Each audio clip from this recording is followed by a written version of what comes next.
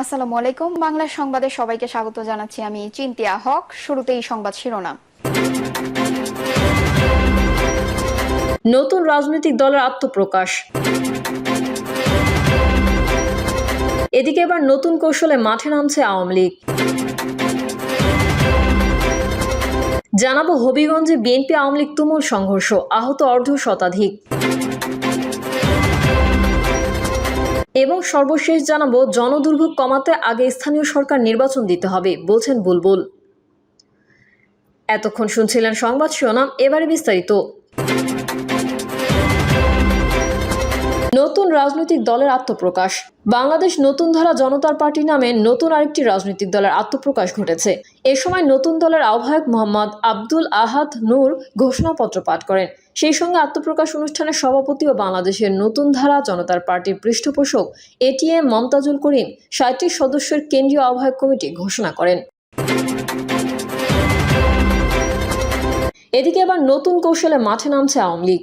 নানা কৌশলে সংগঠিত হওয়ার চেষ্টা করছে পতিত আওয়ামী লীগ। সম্প্রতি রাজধানী সহ দেশের বিভিন্ন স্থানে ঝটিকা মিছিল করে দলটি এবার ফিলিস্তিন ইস্যুতে মুভমেন্ট ফর ও ফ্রি প্যালেস্তাইনের ব্যানারে ম্যাস গ্যাদারিং ফর ফিলিস্তিন স্লোগানে মাঠে নামার প্রস্তুতি নিচ্ছে। সোহরাওয়ার্দী উদ্যানে সমাবেশের জন্য ইসলামী ফ্রন্ট নামের একটি দলের প্যাডে আবেদন করা হয়েছিল, কিন্তু পুলিশের অনুমতি না পেয়ে তা স্থগিত করা হয়। তাই ভিন্ন ব্যানারে শনিবার দুপুরে রাজধানীর সায়দাবাদে গোলাপবাগ মাঠে সমাবেশ হওয়ার কথা রয়েছে। এই সম্পর্কিত সব প্রস্তুতি ইতিমধ্যে শেষ হয়েছে। সমাবেশে অংশ নিতে সারা দেশ থেকে আওয়ামী লীগ ও এর অঙ্গ সহযোগী সংগঠনের অনেকেই ঢাকা এসেছেন বলে জানা গেছে। অভিযোগ রয়েছে, আওয়ামী লীগ নেতাকর্মীরা ওলামা লীগপন্থী আলেমদের মাধ্যমে বিভিন্ন মাজার ও দরবারের নাম ব্যবহার করার চেষ্টা করছেন। এক্ষেত্রে সহযোগিতা করছে ইসলামিক ফ্রন্টের নেতারা। গত ১.৫ দশকে হাসিনার হাত শক্তিশালী রাখতে সক্রিয় ছিল দলটি। ৫ই আগস্টের পর আওয়ামী লীগের পুনর্বাসনে নিবন্ধিত সব রাজনৈতিক দলকে নির্বাচনে অংশগ্রহণের দাবি তুলেছে ইসলামী এই দলটি। তবে সমাবেশে আওয়ামী লীগের সম্পৃক্ততার অভিযোগ অস্বীকার করেছে ফ্রন্ট। জানতে চাইলে ঢাকা মহানগর পুলিশের গোয়েন্দা বিভাগের যুগ্ম কমিশনার মোহাম্মদ নাসিরুল ইসলাম যুগান্তরকে বলেন, আমরা বিষয়টি সিরিয়াসলি নিয়েছি। আমাদের রেগুলার অ্যাক্টিভিটিসের পাশাপাশি বিশেষ নজরও থাকবে। যে কোনো ধরনের নাশকতার চেষ্টা হলে শক্ত হাতে দমন করা হবে। ছাত্র জনতার গণ আন্দোলনের মুখে আওয়ামী লীগ সরকারের পতনের পর দলটির নেতাকর্মীরা আত্মগোপনে চলে যান। বেশ কিছুদিন নীরব থাকলেও ঝটিকা মিছিল দিয়ে নিজেদের অস্তিত্ব জানান দেন তারা। শুরুতেই ৫ থেকে ১০ জন মিছিল করলেও দিনে দিনে অংশগ্রহণকারীদের সংখ্যা বাড়ছে। এর মধ্যে যৌথ বাহিনীর অভিযান শুরু হলে নেতাকর্মীরা গ্রেফতারের কৌশল বদল করেন। সেই কৌশলের অংশ হিসেবে এবার ফিলিস্তিন ইস্যুতে মাঠে নামার চেষ্টা করছেন তারা। এ ব্যাপারে মুভমেন্ট ফর এ ফ্রি প্যালেস্তাইনের মিডিয়া ও যোগাযোগ উপকমিটির সদস্য আব্দুল হাকিম শুক্রবার রাতে যুগান্তরকে জানান, ইসলামী ফ্রন্টের প্যাডে ফিলিস্তিন ইস্যুতে সমাবেশের অনুমতি চেয়ে ১৫ এপ্রিল ডিএমপি কমিশনারের বরাবর একটি চিঠি দেওয়া হয়। অনুমতি না পাওয়ায় সমাবেশ স্থগিত করা হয়। দলীয় ব্যানারে অনুমতি না পাওয়ায় অন্যরা নিরপেক্ষ ব্যানারে সমাবেশের আয়োজন করছে। এতে তিনি সংহতি প্রকাশ করেছেন। সমাবেশে বাস্তবায়নে আওয়ামী লীগ সংশ্লিষ্ট বিভিন্ন ফেসবুক পেজে প্রচার চালানো হচ্ছে। ছাত্রলীগের সাবেক সাধারণ সম্পাদক জাকির হোসেন সমাবেশ নিয়ে একটি পোস্ট দিয়েছেন। পোস্টে তিনি লিখেছেন, নির্যাতিত নিপীড়িত ফিলিস্তিনের পাশে বাংলাদেশ। ২৬শে এপ্রিল সোহরাওয়ার্দী উদ্যান। এছাড়া বিতর্কিত বক্তা গিয়াসউদ্দিন তাহিরিও তার ফেসবুক পেজে সমাবেশের প্রচার চালান। ওই পোস্টে আবার লাইকও দিয়েছেন ছাত্রলীগের জাকির। এছাড়া ব্যক্তিগতভাবে নেতাকর্মীদের ফেসবুক মেসেঞ্জার ও হোয়াটসঅ্যাপেও সমাবেশে যোগ দিতে বলা হয়েছে। ডিএমপির অতিরিক্ত কমিশনার এস.এন. মোহাম্মদ নজরুল ইসলাম যুগান্তরকে বলেন, শুক্রবার রাত ৮টা পর্যন্ত তাদের অনুমতি দেওয়া হয়নি। এই বিষয়ে ঊর্ধ্বতনদের সঙ্গে আলোচনা করে সিদ্ধান্ত জানানো হবে। এ বিষয়ে মুভমেন্ট ফর এ ফ্রি প্যালেস্তাইনের মিডিয়া সেলের সদস্য অ্যাডভোকেট মোহাম্মদ ফরিদুল ইসলাম যুগান্তরকে বলেন, আমরা আনুষ্ঠানিক অনুমতি না পেলেও মৌখিক অনুমতি পেয়ে গোলাপবাগ মাঠে অনুষ্ঠান আয়োজন করেছি। স্টেজ তৈরি সহ অন্যান্য কাজ চলছে। ফিলিস্তিনের সঙ্গে নতুন করে ভারতীয় সাম্রাজ্যবাদের বিরুদ্ধে আন্দোলনের বিষয়টি যুক্ত করা হয়েছে। ইতোমধ্যে সারা দেশ থেকে অনেকেই ঢাকা এসেছেন। ৫০,০০০-এর মতো লোকের সমাগমের পরিকল্পনা রয়েছে। সমাবেশে আওয়ামী লীগের সম্পৃক্ততার অভিযোগ অস্বীকার করে তিনি বলেন, এখন পর্যন্ত তাদের সঙ্গে কোনো ধরনের বৈঠক হয়নি। এ বিষয়ে অপপ্রচার চালানো হচ্ছে। এখানে ফ্যাসিবাদের কেউ যেন ভর করতে না পারে সেই নিয়ে আমরা নিজেরাই সতর্ক থাকব। রাজনৈতিক নেতৃবৃন্দ ও গোয়েন্দা সংশ্লিষ্ট সূত্রে জানা যায়, সমাবেশ আয়োজন করতে যাওয়া ইসলামী ফ্রন্ট আওয়ামী লীগের দোসর হিসেবে খ্যাতি রয়েছে।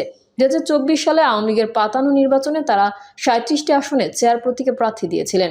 এমনকি ৫ই আগস্টের পরেও এক সংবাদ সম্মেলনে আওয়ামী লীগ পুনর্বাসনের উদ্দেশ্যে নিবন্ধিত সব দলকে নির্বাচনে অংশ নেওয়ার সুযোগ দিতে অন্তর্বর্তী সরকারের প্রতি আহ্বান জানিয়েছিল। চট্টগ্রামের বেশ কয়েকজন ইসলামিক পণ্ডিত নাম প্রকাশ না করে বলেন, আওয়ামী ওলামা লীগ, ইসলামী ফ্রন্ট বিগত সময়ে আওয়ামী লীগের সঙ্গে ছিল। মূলত তারাই ভিন্ন ব্যানার ব্যবহার করে মাজার ও দরবারের নামে আওয়ামী লীগ পুনর্বাসন করতে চাচ্ছে। জাতীয় নাগরিক পার্টির মুখপাত্র মুশফিকুস সালেহীন বলেন, আওয়ামী লীগের বিচার না হওয়া পর্যন্ত তাদের সব কার্যক্রম নিষিদ্ধ করার দাবি জানানো হলেও সেটি বাস্তবায়ন হয়নি। মূলত এই সুযোগটি নিয়ে তারা বিভিন্ন নামে বেনামে মাঠে নামছে। ফিলিস্তিন ইস্যুতে যেন নামতে না পারে সেই ব্যাপারে আইনশৃঙ্খলা বাহিনীর সতর্ক থাকা উচিত। হবিগঞ্জে বিএনপি আওয়ামী লীগ তুমুল সংঘর্ষ, আহত অর্ধ শতাধিক। হবিগঞ্জের আজমিরিগঞ্জ উপজেলায় গ্রাম্য আধিপত্য বিস্তারকে কেন্দ্র করে দুই পক্ষের মধ্যে সংঘর্ষের ঘটনা ঘটেছে। এতে উভয় পক্ষের অন্তত অর্ধ শতাধিক লোক আহত হয়েছেন। পুলিশ ও স্থানীয় সূত্রে জানা গেছে, দীর্ঘদিন ধরে নোয়াগড় গ্রামের বিএনপি নেতা আক্তার মিয়া ও আওয়ামী লীগ নেতা শাহজাহান মিয়া ওরফে শাহজাহান মেম্বারের সমর্থকদের মধ্যে আধিপত্য বিস্তার নিয়ে বিরোধ চলে আসছিল। 22 এপ্রিল একটি পারিবারিক ঝগড়ার ঘটনায় আক্তার মিয়ার পক্ষের একজনকে মারধর করে শাহজাহান মেম্বারের লোকজন। এরপর থেকে দুই পক্ষের মধ্যে উত্তেজনা বাড়তে থাকে। আজ সকালে সেই উত্তেজনার রেশ ধরে দেশীয় অস্ত্রশস্ত্র নিয়ে দুই পক্ষ সংঘর্ষে জড়িয়ে পড়ে। প্রায় 2 ঘন্টা ব্যাপী সংঘর্ষে উভয় পক্ষের অন্তত 50 জন আহত হন। খবর পেয়ে আজমিরিগঞ্জ থানা পুলিশ ঘটনাস্থলে পৌঁছে স্থানীয় বাসিন্দাদের সহায়তায় পরিস্থিতি নিয়ন্ত্রণে আনে। জনদুর্ভোগ কমাতে আগে স্থানীয় সরকার নির্বাচন দিতে হবে বলছেন বুলবুল। জনদুর্ভোগ লাঘবে জাতীয় নির্বাচনের আগে স্থানীয় সরকার নির্বাচন দিতে হবে বলে উল্লেখ করেছেন বাংলাদেশ জামায়াতে ইসলামের কেন্দ্রীয় নির্বাহী পরিষদের সদস্য ও ঢাকা মহানগরী দক্ষিণের আমির মোহাম্মদ নুরুল ইসলাম বুলবুল। তিনি বলেন, গণহত্যার বিচার ও সংস্কারের পাশাপাশি আগামী জুনের মধ্যে স্থানীয় সরকার নির্বাচন শেষ করে প্রধান উপদেষ্টার প্রতিশ্রুতি মোতাবেক জাতীয় নির্বাচন দিতে হবে। গণহত্যার বিচার ও সংস্কার ছাড়া নির্বাচন কেবল ক্ষমতার পালাবদলের নির্বাচন হবে উল্লেখ করে নুরুল ইসলাম বুলবুল বলেন, 54 বছর পরও দেশের মানুষ স্বাধীনতার জন্য লড়াই করছে। কারণ বিগত সময়ে স্বাধীন দেশের প্রতিটি মানুষকে পরাধীনতার শিকলে বন্দী করে রাখা হয়েছিল।